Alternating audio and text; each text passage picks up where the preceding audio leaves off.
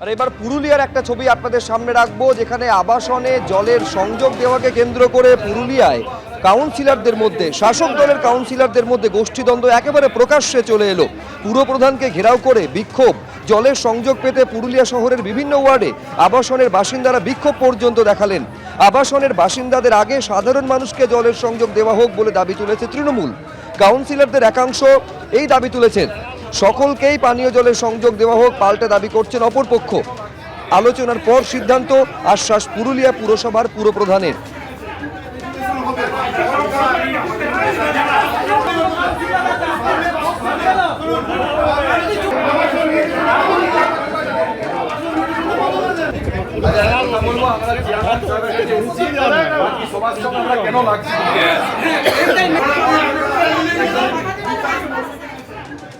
যারা এসেছিলেন তার মধ্যে 75% মানুষের কোনো ট্যাক্স দেওয়া নেই।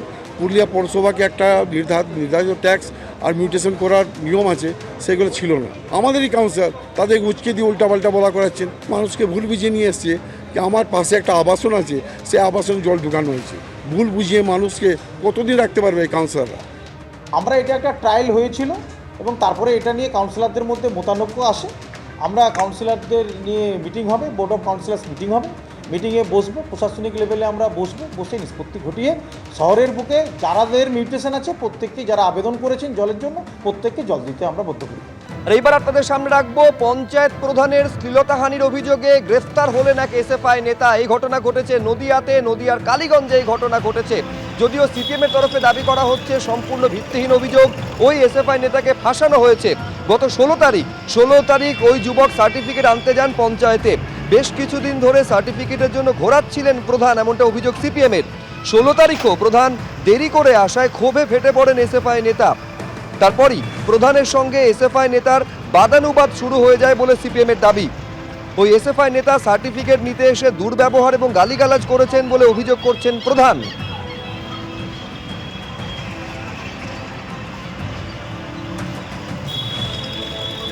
কমরেড রেজা, তার এলাকার ছাত্রছাত্রী এবং তারও এক আত্মীয় আছে যাদের পঞ্চায়েতের সার্টিফিকেট তাদের লেখাপড়ার জন্য প্রয়োজন।